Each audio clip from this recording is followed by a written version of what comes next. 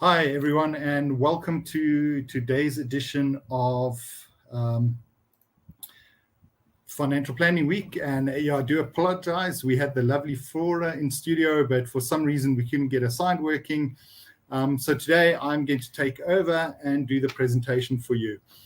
So what we're going to be speaking about today is we are actually going to be taking you through the FPIMYMONEY123 program, so you can get a taste about what it's about. And again, if you like what you see and you want to book one for your company, for your church group, for your friends, just give Rihanna a call or email us at mymoney123@fpi.co.za, and we will then be able to schedule a workshop for you. Again, if you want to make any comments or ask questions along the way, you can type it in your comment box on social media and we will pick that up and we'll answer the question. So hopefully we can make this a bit of an interactive show. So let's start off with the FPIMYMONEY123 presentation today. So as we discussed as our opening for Financial Planning Week, FPIMYMONEY123 is a financial education program which deals with the basics of financial planning. How do you put a budget together? How do you manage your debts? And what is your savings and investments? What's very important to note that it is not financial advice. In order to deliver financial advice, it is a lot more on a personal basis, and you must be licensed with the Financial Sector Conduct Authority. So what we're doing today is more an information sharing session. And if you do want to hear more, visit www.letsplan.co.za, and you can find a financial advisor in your area who would then be able to do personal financial advice for you. So the Financial Planning Institute of Southern Africa is the professional body for financial planners. We are recognized by the South African Qualifications Authority in terms of the National Qualifications Framework Act as a professional body. We issue the Certified Financial Planner designation for financial planners, the Financial Advisor designation for financial advisors, and the Registered Financial Practitioner designation for financial advisors too. One of the key tenets that our members do is actually sign a code of ethics that at the heart of it puts you as the client in the forefront of what they do. In fact, our code requires that they place your interests as a client above you. So what is financial planning? So financial planning is essentially a process of putting strategies in place to look at your financial situation to help you manage your life goals. So simply put, financial planning is about taking where you are right now, looking at where you want to get to, and then saying, how do we make the money work in order to get to where you're going? As I said, when you hear the term FPI professional members, that is somebody who holds the CFP or Certified Financial Planner professional designation, the Financial Services Advisor designation, or the Registered Financial Practitioner designation. So why do we believe that it's important to work with an FPI professional member? Well, we did some consumer surveys, and what they found is that people who work with CFP professionals, who work with financial planners, are more satisfied, are more confident, and are more likely to achieve their financial goals. The role of the financial planner is not to tell you what to do, but work with you as a coach and a mentor to get you where you're going. So where do you start on your financial journey? And one of the important things is to really understand the difference between what a need is and a want. So a need is quite simply something that you can't live without. So we all need to have food. Maybe your job requires you to have a car, so you need to have a car for your job. A want is something that you can simply live without. It's something that you don't have to have. You can survive. I need to have a car for my job, for instance, but do I need to have a massive 4x4 that costs me so much money to run and maintain? Is my need actually in the place of the want? And really what we need to do is work on our needs first, and only once our needs are fulfilled is when we can start looking at what our wants and going above and beyond that. Financial planning is all about, like I said in the beginning, taking a look at where you are and getting you to a place where you want to be. So it is about making sure that you've got those goals set. So have you got a SMART goal? A goal that is specific, that is measurable, that is achievable, realistic, and timely. So your goal can't be, I want to retire one day, or I want to go on holiday. Your goal should be, I want to go on holiday in 2 years' time down to the coast, which is going to cost me 10,000 Rand. And then you can go about setting your goal. You know exactly where you want to go, when you want to go, how much money it's going to cost you. And then you can start putting a plan together to ensure that you meet your financial goals. So what are the financial building blocks? And the first place to start with any financial planning is really understanding what your position looks like where you are right now.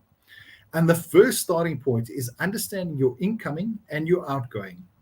What does my budget look like? What is the income that I'm receiving every single month?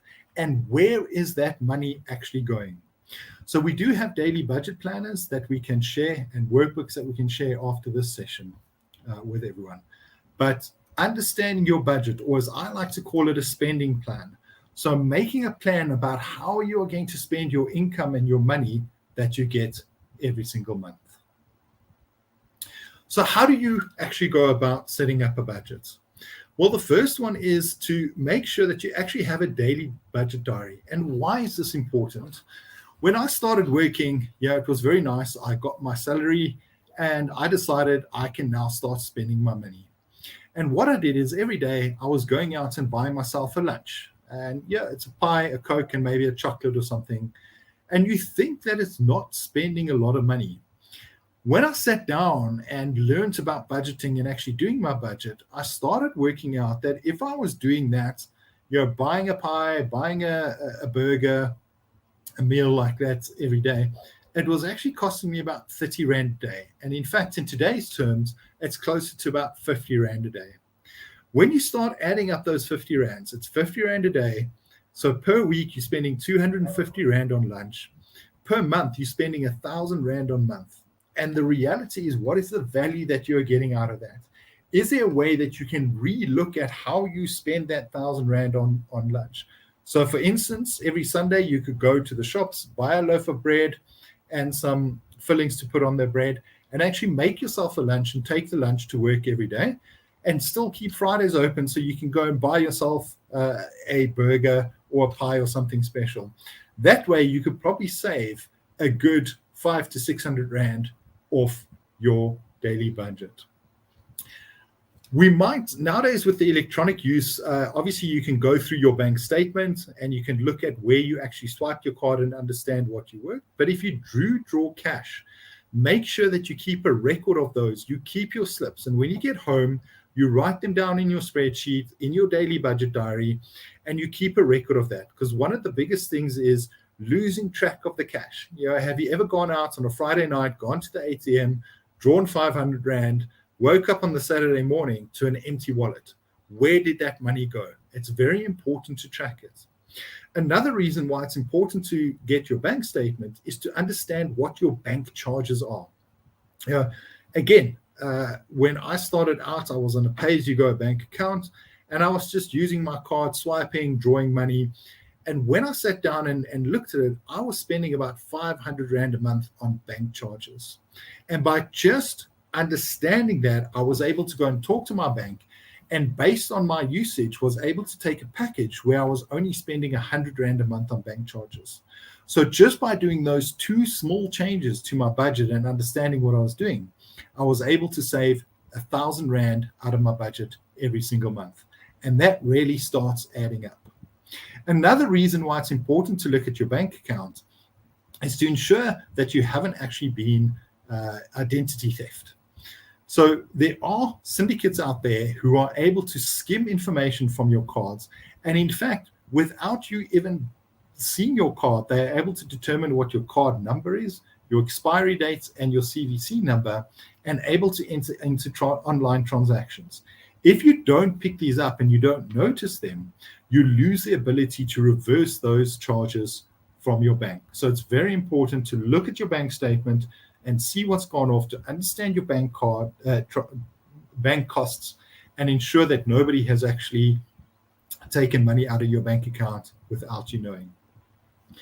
What you'll find is that this takes no more than 30 minutes a day. Okay, from month 2 and beyond, you will be able to start tracking and saying, this is what I expect to spend in the month. This is what I've actually spent. And this is where you will be able to start making real looks and saying, the budget I thought I have, am I actually spending it, and work on that. Okay. So like I say, if you do want to ask questions at any time, you're welcome to post in the comment section, and we'll pick up those comments and look at it. So that is easy. Step number 1. How do I actually set a budget and make sure that my budget works for me? Step number 2 is all about debt and understanding debt. So in South Africa, we got something called a credit record. Now, a credit record is essentially your relationship and your view of what it looks like when you manage and work your credits. It's important to have a good credit score, because when you go and look and request for debt, if you want to buy a car, buy your house, etc., the banks and credit providers will look at your credit record, and the better your credit record, the better the offer or the deal that you are going to get. Now, everyone in South Africa is able to get a free credit record at least once a year. So it's a very good idea to pull your credit record so you understand, is it good, poor, excellent, or fair? Obviously, if you've got a very high credit record or very poor credit record, it means that you're not managing your credit very well, and the providers are going to either not offer you a loan, or they're going to offer you a loan at very high interest rates. So you really want to work towards having a very good or excellent credit record, which means that when you do have loans on your cell phone accounts, you're not letting your debit orders bounce, and you are paying off your cards on a regular basis and meeting on time your obligations in terms of your credit accounts. Once you know your credit score, then you can start looking at, what is the situation of the debt in my financial plan? Okay. Is it something that is holding me back? Am I not able to move forward with my financial plan because of the fact that I've got 5 credit cards that I'm busy paying off? I've got a personal loan. I've got a high cost car that I bought. You can then start asking yourself the questions is, how did I get into the situation where I have a high amount of debt? And don't get me wrong, not all debt is bad. Okay, there is some examples of good debts. So for instance, if you want to buy yourself a house, it is very rare that somebody will have the R1.5 million lying around in order to buy your house. So using a mortgage loan that will allow you to buy a property, which you'll get use and enjoyment out of, and generally speaking will appreciate in value, so that one day when you retire, maybe you want to downsize, you can sell your house for a profit, buy a smaller place, and use that money to help fund your retirement income. Bad debt is essentially debt that doesn't forward your financial plan or move you forward. So for instance, buying consumables on store accounts. So you go to Woolworths or any other store that offers these accounts, and you buy food which you consume within 24 hours, but 6 or 12 months later, you're still busy paying for that food. That is bad debt.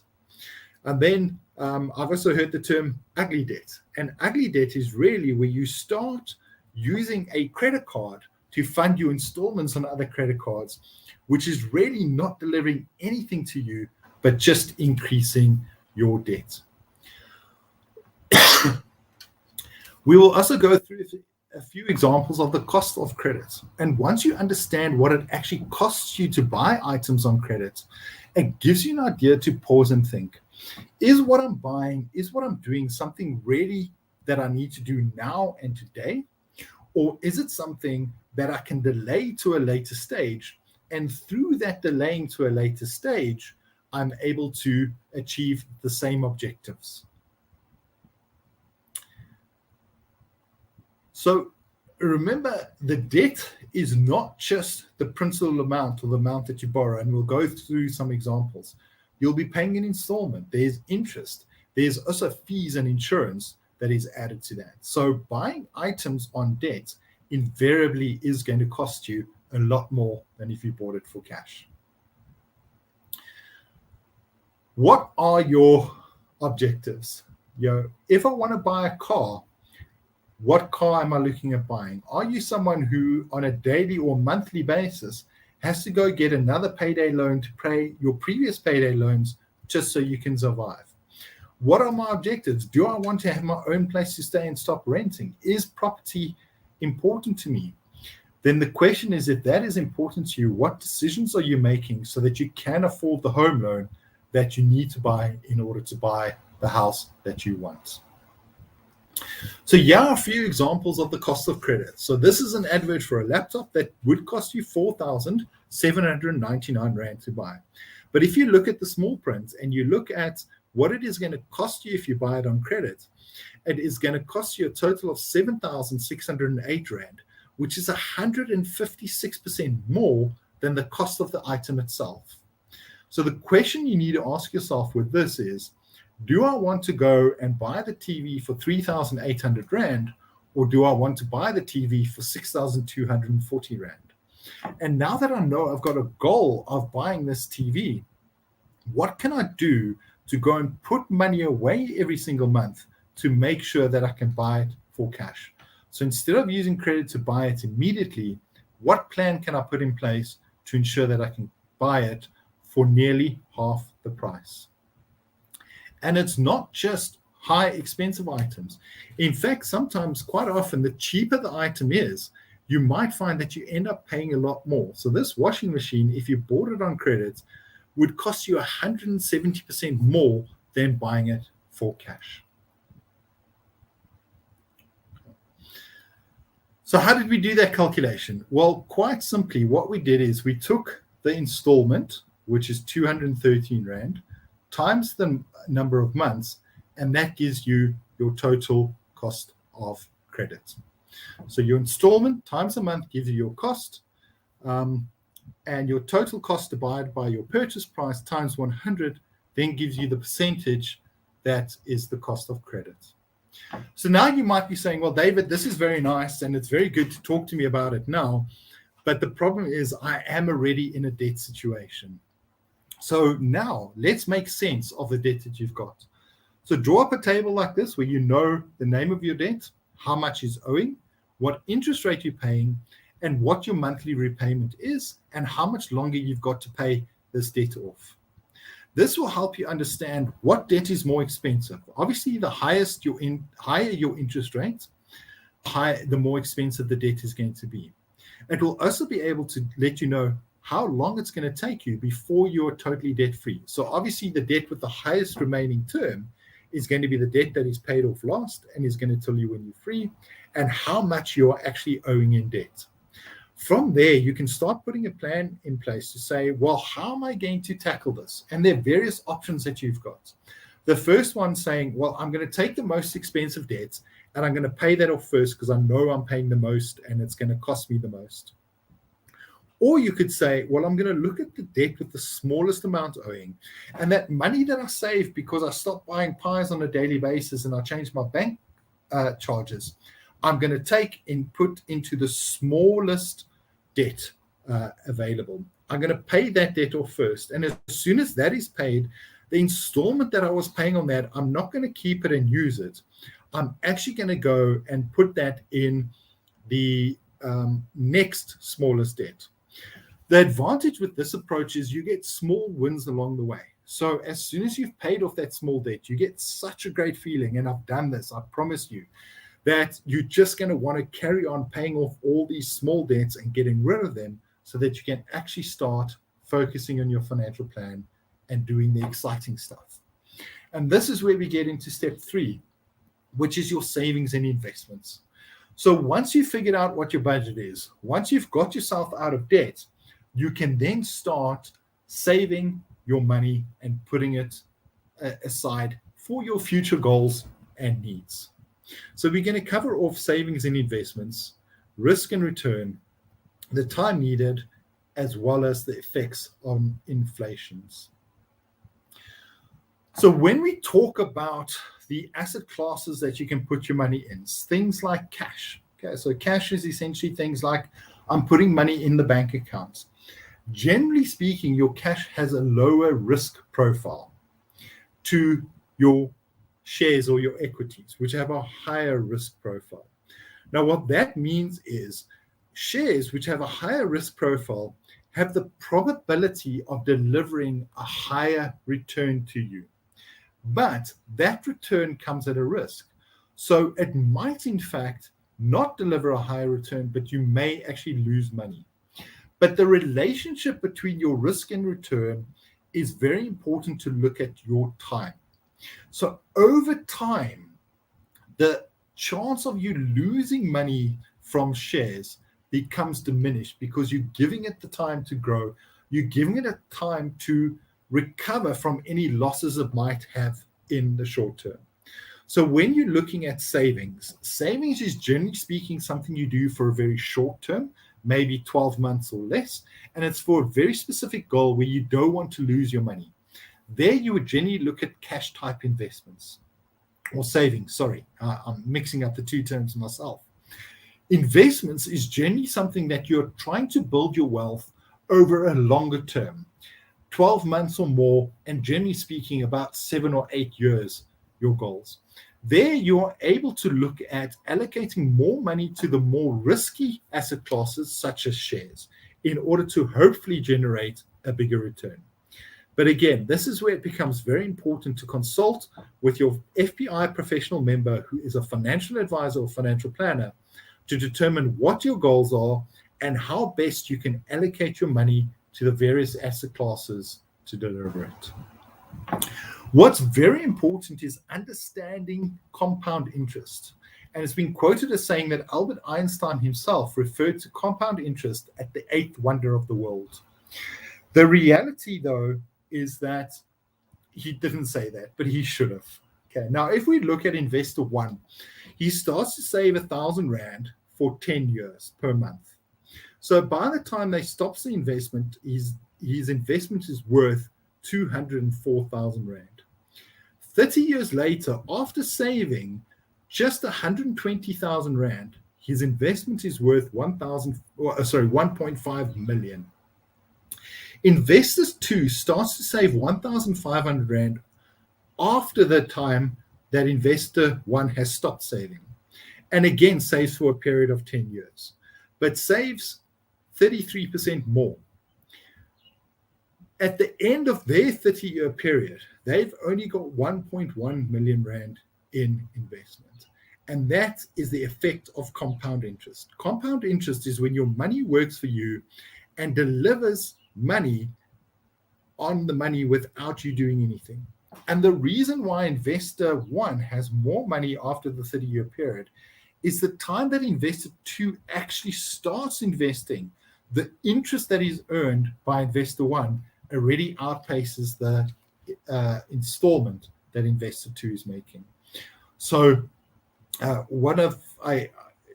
there's a tips going around on social media right now, and one of the tips that was initiated by the Financial Planning Standards Board was delivered by Ronald King, and I love this one. And he said, the time to start your financial planning is yesterday. If you didn't start yesterday, the best time to start is today. And that is to take advantage of compound interest. The next thing you have to worry about is inflation. And inflation works the opposite to compound interest, where it actually erodes the value of your money. So if we consider that in 2016, we could have bought a trolley full of goods for the 200 Rand. By the time 2017 runs around, the costs of those goods have gone up so much. For the same 200 Rand, I can only buy a smaller basket of goods. And that is what inflation does. So whenever we are putting money away, it is very important to understand the inflation rate and make sure that the return that we're getting is greater than the inflation rate so that we do not actually lose due to inflation. As I stated in the beginning about goals, okay, what are your goals? What are your short, medium, and longer term financial goals? So one of your short-term goals could be, I need to create an emergency fund. We've seen a lot of this happen during the COVID environment where people either lost their job or had to take a reduced salary for a period. That's when emergency fund would really, really help, because it would be a case of saying, well, I've now got some money to see me through until I can get myself back on my feet. Your medium-term goals could be that holiday you want to go on in the next 5 years. And some longer-term financial goals could be, I've just had a new baby and I want to save for that child's education, or I want to save for my retirement. So let's talk about retirement as one of the goals that we set. And remember, retirement is maybe something that all of us will get to, but there are many goals that you are going to look at and want to save for along your path and your road to retirement. Now, in the past, we used to first ask, what is the money that I need in order to retire comfortably? The question now is not so much what money do I need to retire comfortably, but more what lifestyle do I want to live in retirement? And that lifestyle could be, I want to sit on the porch and watch the grandkids play in the garden. It could be, I want to go on a travel around the world because I wasn't able to do that while I was working. That goal and that lifestyle is going to require a certain amount of money. So once you understand your goal and your lifestyle, you can then decide how much money do I need to fund that? And that's going to help you decide what your retirement plan should look like. And I've used retirement as an example, but any goal should work like that. Your starting point is, what would I like to achieve? And once I've done that, I can say, how much money do I need to achieve that? Okay. This is something from Alan Gray research, which said that, and again goes to the compound interest, and that if you didn't start your financial planning yesterday, start it today. Because this shows how much money you actually need to save for your retirement, assuming a retirement age of 65 at a particular age. So you can see that if you're saving for the first time at 45 for retirement at 65, you need to save almost 60% of your salary. So again, the sooner you start for your goals, the better. So this has been just a whirlwind tour of the FPIMYMONEY123 program. Obviously, like I say, the workshops are more interactive normally than just delivering on this and asking you to type comments. So if you do want to do a workshop, email mymoney123@fpi.co.za or visit our website, letsplan.co.za, for more information. So now that you've got a basics and building blocks, what is the next steps? Well, like we said, the first step is understand what your budget is, get it in order, know what your income and outgoing is. You can then use any money that you save through that process to reduce and manage your debt. And once you've got your debt under control, improve your savings by setting your short, medium, and long-term goals and looking at that. Obviously, financial planning is more than just budgeting and debt management. One thing that is certain in life is death and taxes. So have you looked at your estate planning? Have you decided that if I was to pass away, what is going to happen to my family? What is going to happen to my goods and my things, my assets that I own? Have I got a will in place to ensure that my wishes can be carried out? Have I got adequate insurance cover in place, not only on my assets, but also on myself? If I'm no longer able to earn an income, have I got insurance in place to ensure that my financial plan will not fall apart? One of the best gifts we can also give as parents is to teach our children from an early age of money. I don't want my kids to go through the same thing where they start working and they immediately wasting 1,000 Rand a month on a pie and a Coke. I want them to understand that when they start working and earning their income, how best to achieve their goals and financial freedom. Now, obviously, our philosophy when it comes to financial education is educate yourself. So attending a workshop such as this is one way. Our letsplan.co.za website is about to go live and be refreshed with a whole lot more information for you to educate yourself. But after that, it's very important to find yourself a financial guide, an FPI professional member who will be able to walk the journey with you and help you in terms of putting your financial plan together. And we're going to cover more on choosing a financial planner in tomorrow's session at 12 o'clock. So again, thank you very much for listening to me today. And I hope that you are able to learn something that you would be able to implement. And again, sorry for a little bit of a late start. Technology is wonderful when it works. And listen again tomorrow at 12 o'clock. We're going to talk about choosing a financial professional to work with. In addition to that, follow us on YouTube, follow us on LinkedIn, on Instagram, because our members have really put a lot of effort in putting tips together for you, which is all being shared on our social media at the moment.